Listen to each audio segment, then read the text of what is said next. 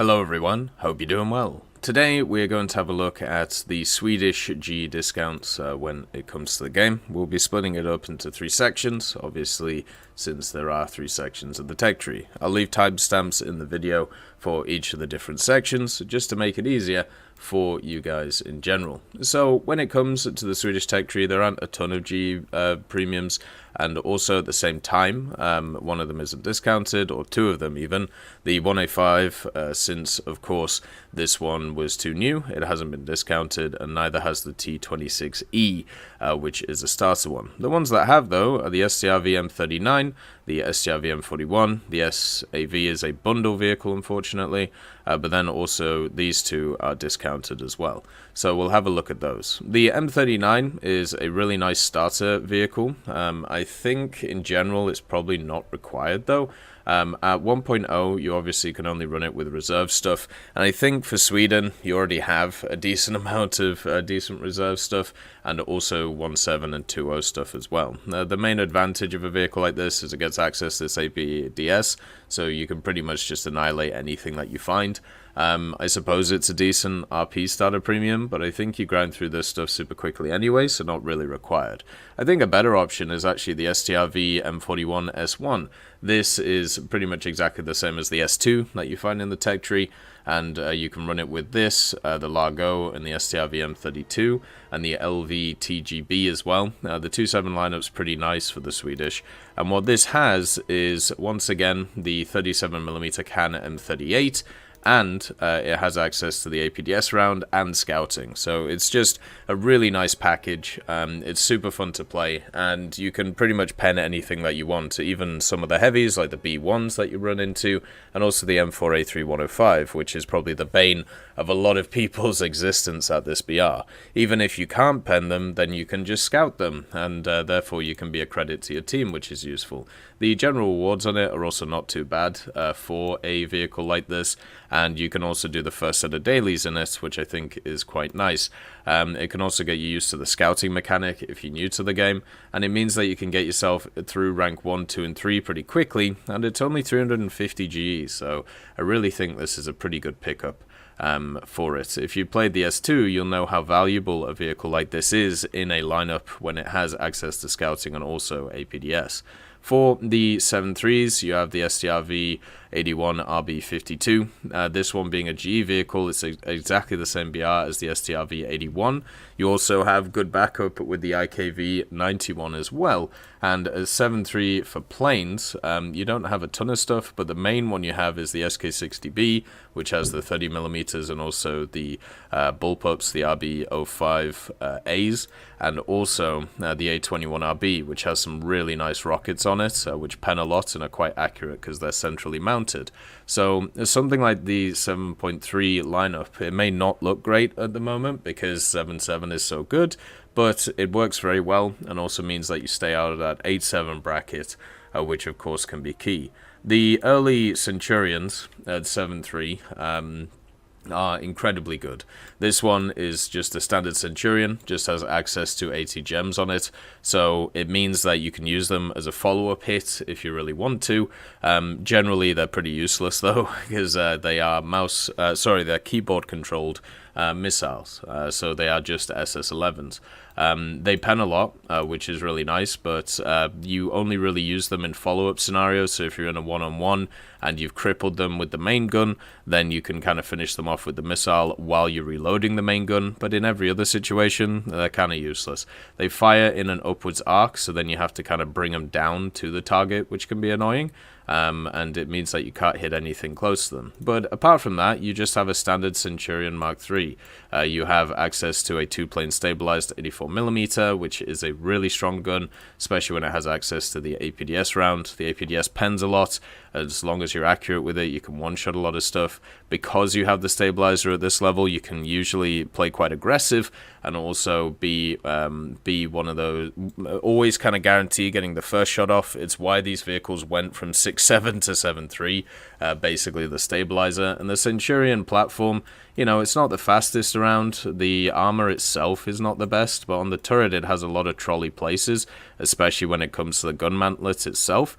But a lot of people just shoot you here, or they'll just shoot you on the roof, so it's not that survivable.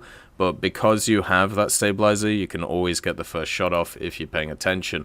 The transmission means that you can go forward, not at a great pace, but a good enough pace, and also at the same time, you have a really good reverse on this thing.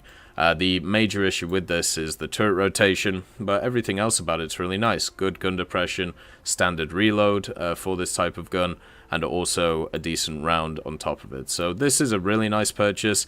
It's got really good rewards on it as well, and also means that you can research, you know, everything from rank 5 and below, so you can research all the new finished stuff. The STRV 1030 is another one which is now a GE vehicle. It didn't used to be a GE vehicle, but nowadays it is.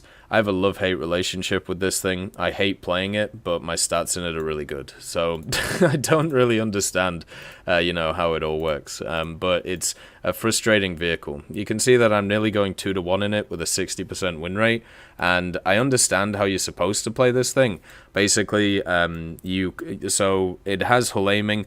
Hull aiming is a lot better than it used to be when it first got added in, but it still has issues. If you're on inclines or declines, or if you're on an angle, if both tracks are at different kind of, you know, if they're at an angle to each other, the hull aiming is just a mess. It doesn't work very well. If you are stationary and also on a flat surface, it works very well.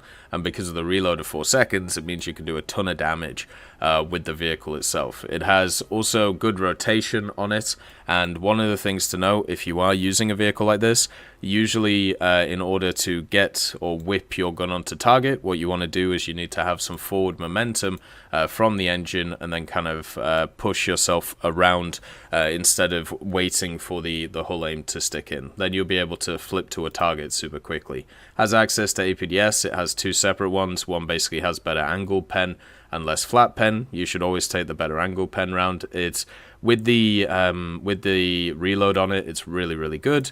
You can get caught out a lot in this thing, since a lot of people just shoot for the transmission or the fuel tank in the front here, or they can track you and then you're kind of immobilized, and since you don't have a turret, you just die. It's very annoying. It does also have commander controls though, and also at the same time, you can survive on one crew. So if you get bombed or something, generally you do survive pretty well.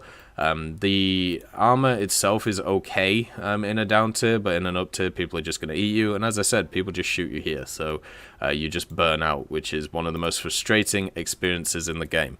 But if we have a look at the gun, if we have a look at the reload, and also stuff like the depression of the whole vehicle and how you can angle it to ricochet shots, it works really, really well. And as I said, I despise playing this thing, but I do well in it. It makes no sense.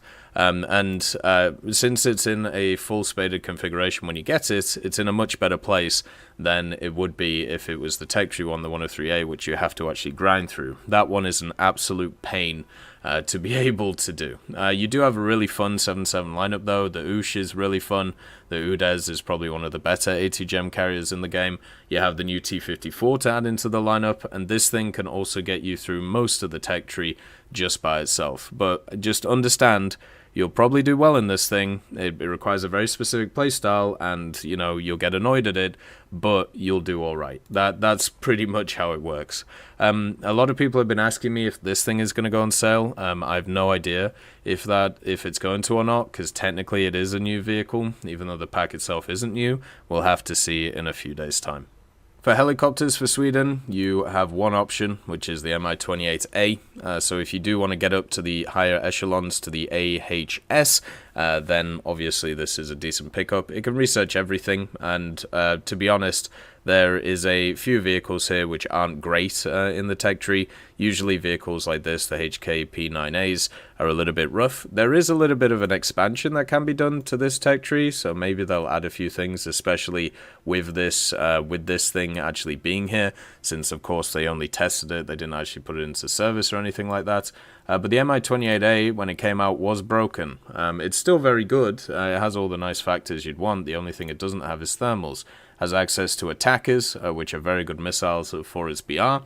It also had access to a really nice set of rockets on it, so the SAKOs and also the S130s, depending on what you are interested in, and it had all of the bells and whistles in the form of the CCIP and CCRPs, so you can kind of fire stuff from miles away. This thing, when it came into the game, was really broken. It's still, though, really, really good at 10.0, one of the strongest helicopters at 10.0, so I would say it's decent to bring in. And one of the problems with the highest echelon of ground forces, especially for Sweden, is it doesn't really have any great options for CAS.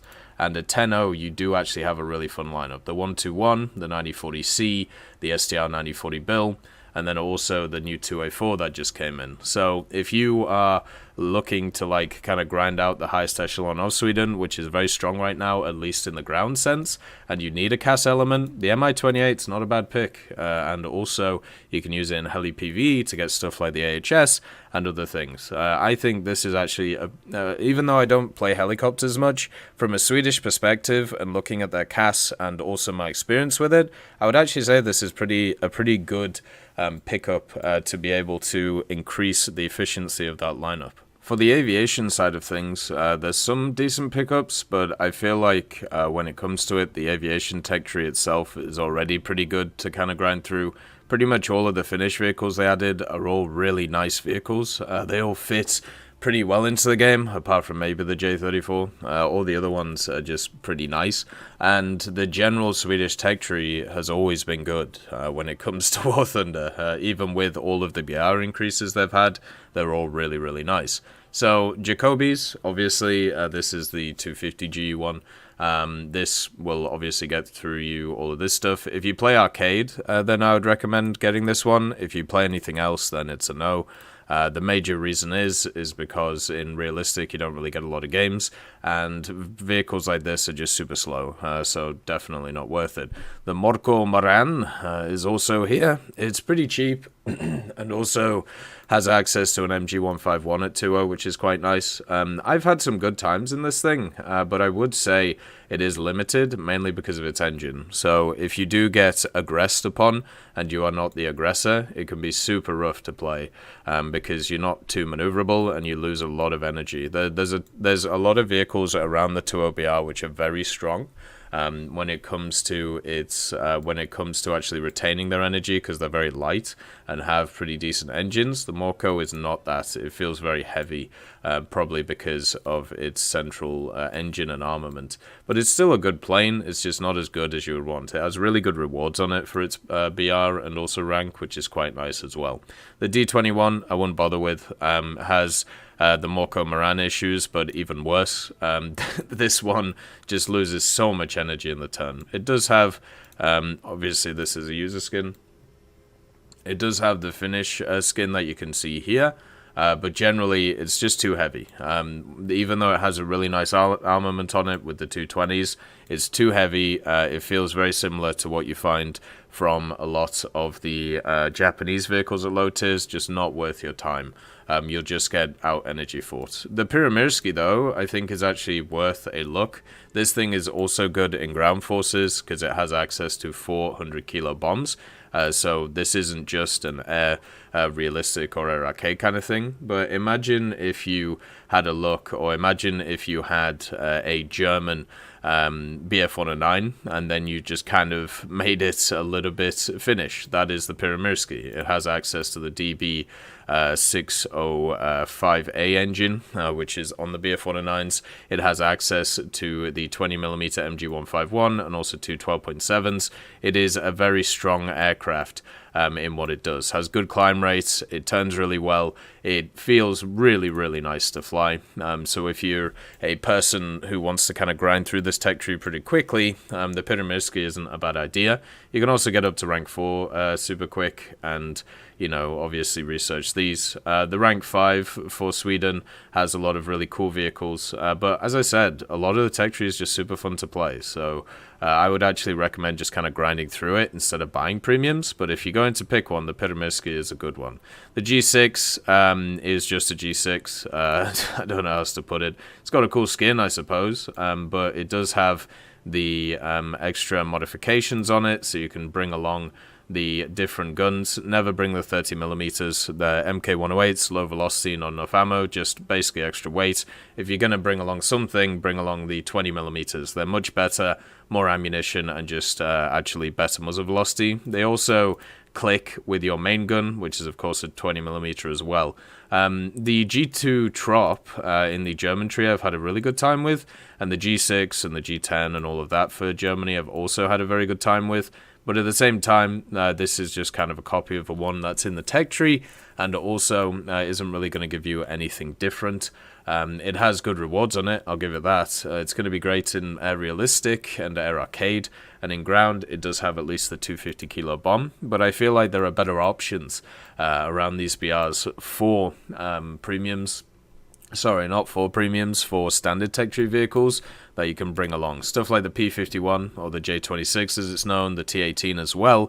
Both of these do really well, and as I said, you can just get the Erla, which is basically exactly the same as the G6.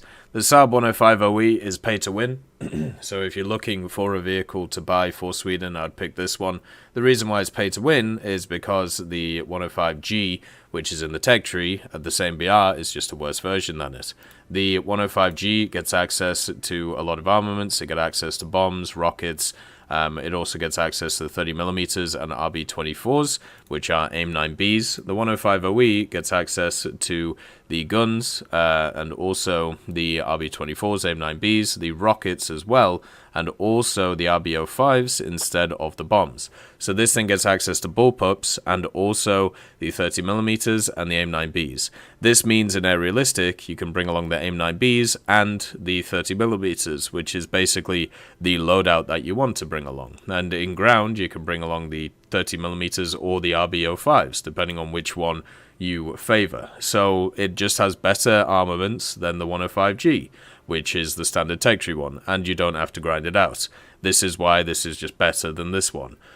So it also gets an air spawn. It's really good for grinding, has really good rewards on it, and also if you're uncomfortable with fighting other players in this thing, then obviously you can just go after AI if you feel like it in Air Realistic. With the armament it's very good at, but it's super maneuverable.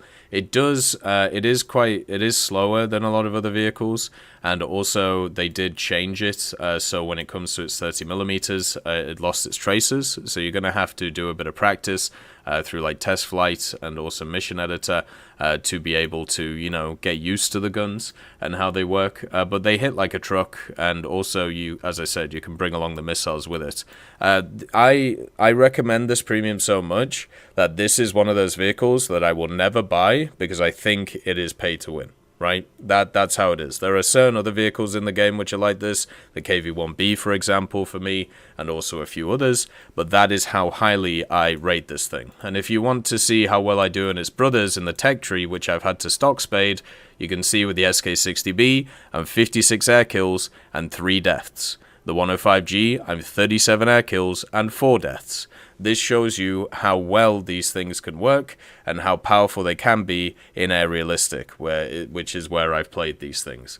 So the same can happen with the 105OE, but you get it spaded, and you get a lot of bonuses, and you get a better set of armaments.